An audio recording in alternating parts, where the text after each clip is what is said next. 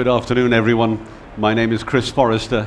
I'm a journalist, and I'm here to interview Herr Wolfgang Zeller from Kabel Deutschland, a major player in European cable TV.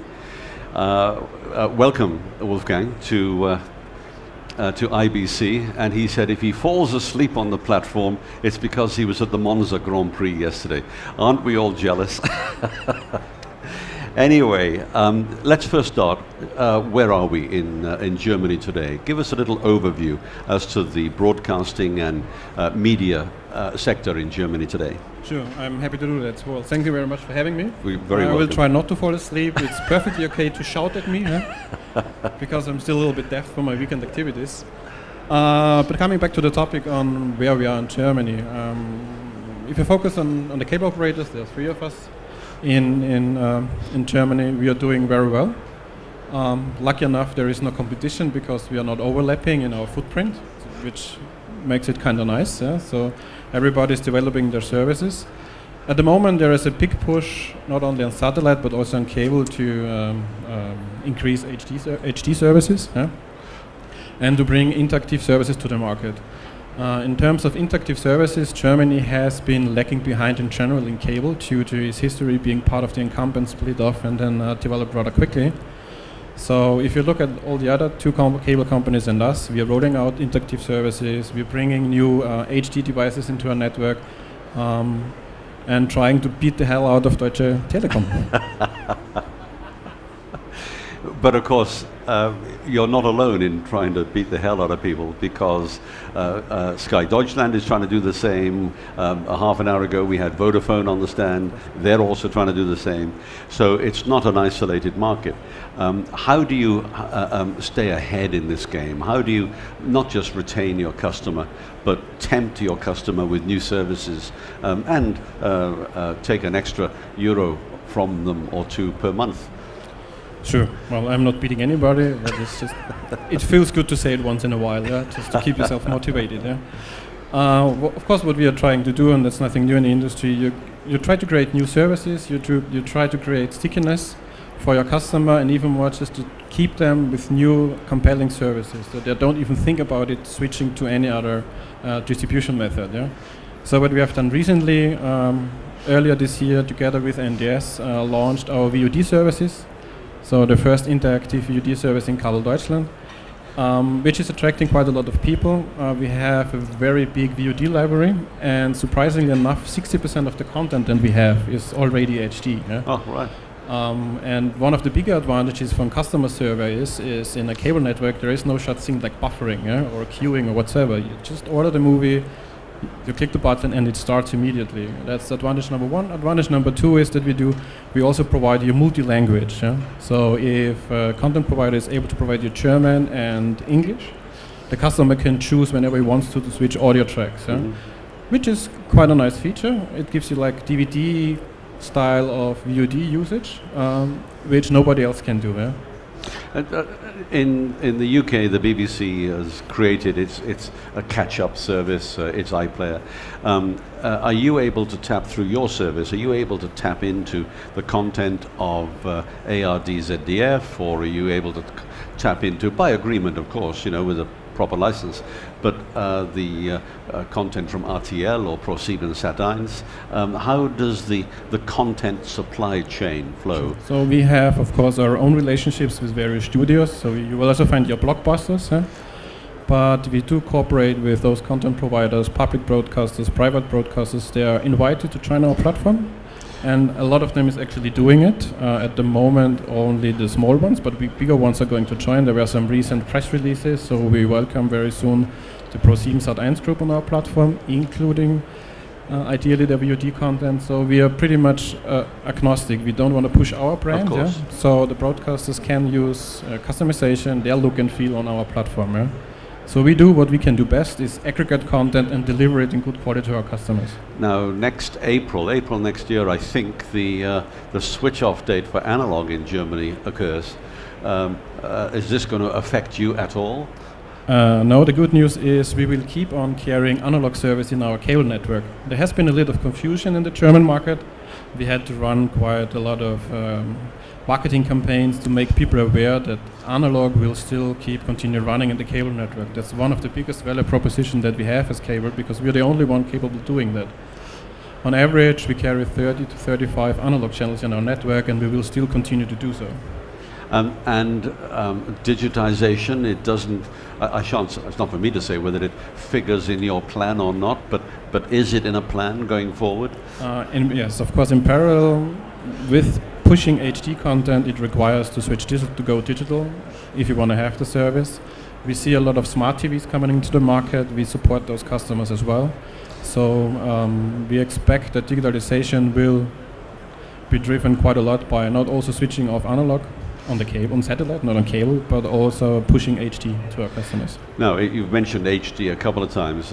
Where does HD TV figure in, if you like, the desirability for German viewers and consumers, and maybe 3D as well? Okay, so for HD it's very clear. So the German market is all about price for value and quality, and HD is a major factor in there. We are carrying at the moment 18 HD channels, and we have room enough to double this number easily, depending on contracts. The decision point to switch to digital driven by HD, at least for cable customers, is about 50% of the customers we ask, yeah? And it's even higher for customers at the age 34 and higher. Yeah? And 3D anywhere in the plan? We don't have in Germany a 3D 24/7 broadcast, but what we do have is 3D content on our VOD platform. Also, it's nice to be seen by the CE manufacturers, but customer demand is rather low. It's between a low 10% figure. Yeah? So no great rush to no. To take a channel. However, if you enjoy it once, yeah, it is fantastic, but it's going to be an event-on-event basis. I was going to say no great rush to take a channel from Sky Deutschland. Not yet, no. Yet. Not yet. Maybe. Yeah. But today's consumer expects so much more than just a bouquet of channels and high def maybe and possibly 3D. He is being bombarded with over-the-top temptations wherever you are. How do you handle that both opportunity but also threat? Sure. Well, it's not. We see it rather as an opportunity, not also for us, but also for the broadcasters. Currently, we support HBBTV in our network. So everybody who is providing HBBTV application, customer having HBBT compliant equipment, can enjoy those interactive services. Yeah?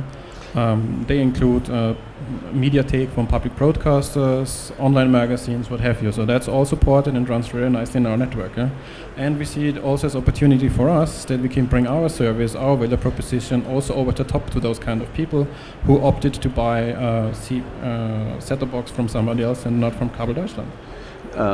In the UK, we could enjoy a hybrid service tapping into over-the-air digital terrestrial, as well as linking into people like British Telecom or Virgin Media.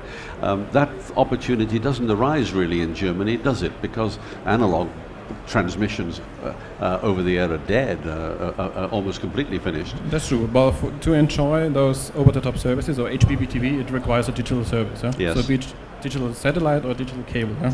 It's there on both platforms. But do you see your customer, do you see your average German viewer paying for these additional services that might come from, I don't know, Apple TV, Google TV, whoever? Yeah, if you look at the current focus on HBBTV offering, it's all free of charge. Highly unlikely that there is going to be a pay service on HBBTV. However, we see in our network also Apple TV users. They of course pay for the streaming, but it's going to be at the moment still a small number. So the take-up rate is not so high, what we can see. Sure. What about HD Plus? Are you losing any customers to HD Plus? No, not really. Okay. Now, I touched on a moment ago over the top. How do you see that working using your system, coming down your cable wire? Do you see yourself seeking to partner with a player that's supplying over the top, well, over-the-top blockbuster movies, for example, Well, actually, it's going to be both. or love film, I think is it's going to be both. So there will be over-the-top player which you can hardly control, Google likes, yeah. But there are over-the-top player of broadcasters which you can have cooperation with. And we are open-minded. We can carry them on our DVB plan, but we can also deliver it via IP. Yeah? And just on top, we're gonna just ride the wave back and provide our over-the-top services as well. Sure. Vodafone, who I say was here half an hour ago, they're making a very aggressive play, modest today, very modest today. But do you see that wireless service having an impact?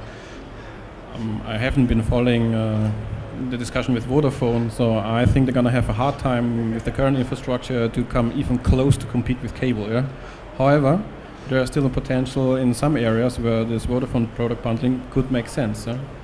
Last Thursday, I think it was, Mike Fries from Liberty Global did his big dog and pony show here and created a great deal of excitement. And that's okay. He said it'll roll out to Unity next year. Are you considering something similar? Yes, absolutely, but this time we're going to be 2 steps ahead of Mike Fries. Yeah? It's a competition that's going on between the two of us. Absolutely, absolutely. It's good. It's good for the customer. Whatever the service in 2 years is going to look like, it's going to be similar, but maybe more advanced. What other challenges do you see, and what other opportunities do you see out there? Well, challenges for sure is over the top and how we deal as an industry with it. And that's not more from the content and cable business, but more from the IP business, because we need to upgrade infrastructure, which is true for everybody else in this business. So sooner or later there needs to be some sort of regulation agreement on the economics. Really? Yeah. Guessing forward, I would say so, yeah. That's going probably by far being the biggest challenge. The other one is, of course, scaling networks and bringing as many HD services as possible. Is regulation different region to region, Länder by Länder? It's very specific, different in Germany to the rest of Europe, yeah. But other than that, it's fair treatment. There's also been a lot of discussion at this show about, and from our good friends at NDS, there's been a lot of discussion about addressable advertising, exploiting those advantages, but you couldn't do that until you're digitized. Yes, that's true. But however, the different model in Germany is very different to the business model like in the US. Yeah. Well, I think that's fine. We've been given the wind up, so thank you very much indeed, Wolfgang Zeller. Thank you for your time this afternoon. Thank you. Thank you.